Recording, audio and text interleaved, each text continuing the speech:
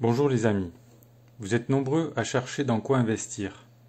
Les métaux précieux offrent d'intéressantes possibilités d'investissement.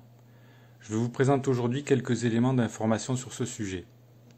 Mais avant toute autre chose, n'oubliez pas de vous abonner à la chaîne Sacra Moneta si ce n'est pas déjà fait. Vous recevrez ainsi gratuitement des actualités sur les monnaies de collection.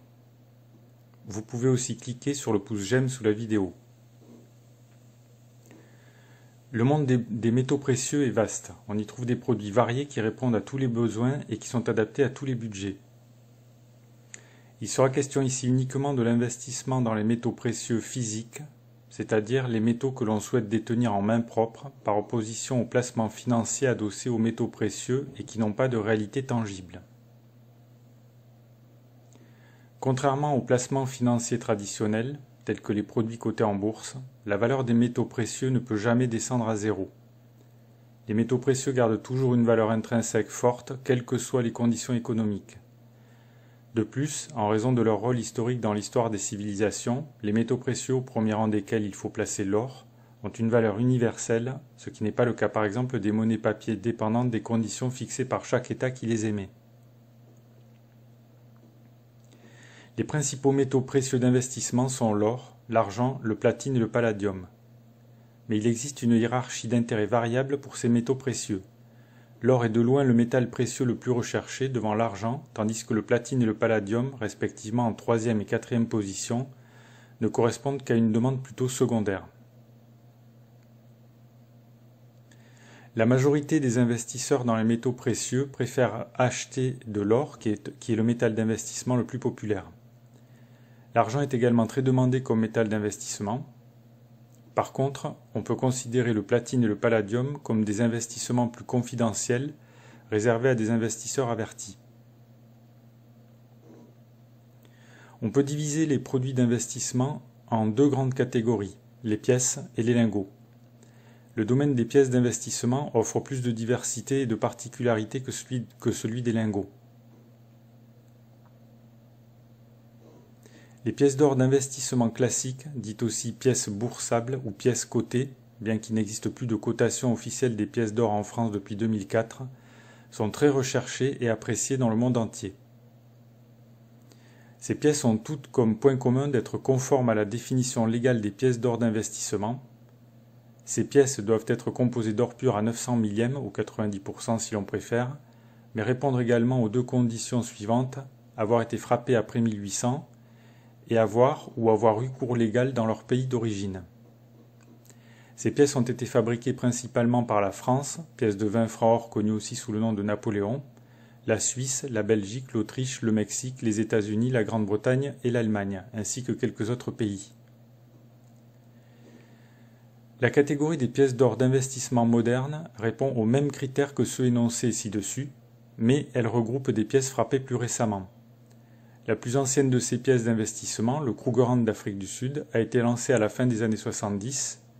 Elle pèse une troy ounce d'or pur. La troy ounce est une unité de mesure internationale la plus répandue dans le domaine des métaux précieux et qui correspond à 31,103 grammes. Cette pièce n'a pas de valeur faciale, elle a cours légal pour son poids en or. C'est ce que les anglo-saxons qualifient comme des bullion coins. D'autres pièces d'or d'investissement international ayant cours légal sont fabriquées par diverses nations comme le Canada, l'Autriche, l'Australie, la Chine, la Grande-Bretagne et bien sûr les États-Unis. Toutes ces pièces sont très recherchées dans le monde entier, elles sont liquides, c'est-à-dire faciles à acheter et à revendre. Elles sont appréciées car leur teneur en or est garantie par les gouvernements qui les produisent, et cette teneur est d'ailleurs inscrite en toutes lettres sur la plupart des pièces. On peut aussi noter que ces pièces existent dans différentes tailles, un dixième d'once, un quart d'once, une demi-once, etc., ce qui les rend accessibles à tous les investisseurs, y compris ceux qui ne disposent que d'un petit budget. Les lingots d'or sont certainement la forme d'investissement dans les métaux précieux la plus connue.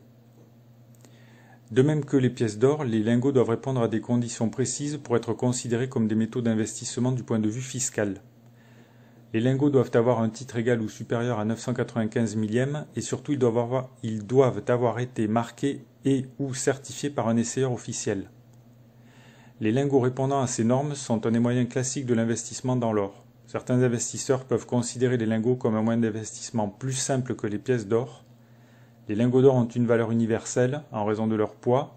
Cette valeur peut être très supérieure à celle des pièces d'or. Le lingot d'1 kg est réservé à une classe d'investisseurs déjà important. Heureusement, comme dans le domaine des pièces d'or, il existe de petits lingots accessibles aux investisseurs les plus modestes. L'argent, second métal d'investissement le plus recherché dans le monde après l'or, présente des caractéristiques légales et fiscales assez différentes par rapport à l'or. Le domaine des pièces d'argent d'investissement est un peu différent de celui des pièces d'or car la législation qui les concerne n'est pas la même. Seule la notion de pièces ayant cours légal leur permet d'échapper à la TVA. Les anciennes pièces d'argent démonétisées, c'est-à-dire qui ne sont plus fabriquées et qui n'ont plus cours légal, sont classées dans la catégorie des biens d'occasion et à ce titre elles sont placées sous le régime de la TVA sur la marge. En ce qui concerne les lingots d'argent, ils sont considérés comme des produits industriels et les marchands qui les commercialisent doivent collecter la TVA au taux normal, c'est-à-dire 20%, ce qui est également le cas des rounds d'argent, qui sont des pseudo-monnaies fabriquées par des monnaies privées et qui ne peuvent donc pas avoir cours légal. De même que dans le cas des pièces d'or d'investissement, plusieurs nations telles que l'Autriche, la Grande-Bretagne, le Canada, les États-Unis, l'Afrique du Sud ou encore, entre autres, l'Australie et le Mexique, fabriquent des pièces d'argent d'investissement que l'on peut acheter à l'unité ou en grande quantité dans des monster box.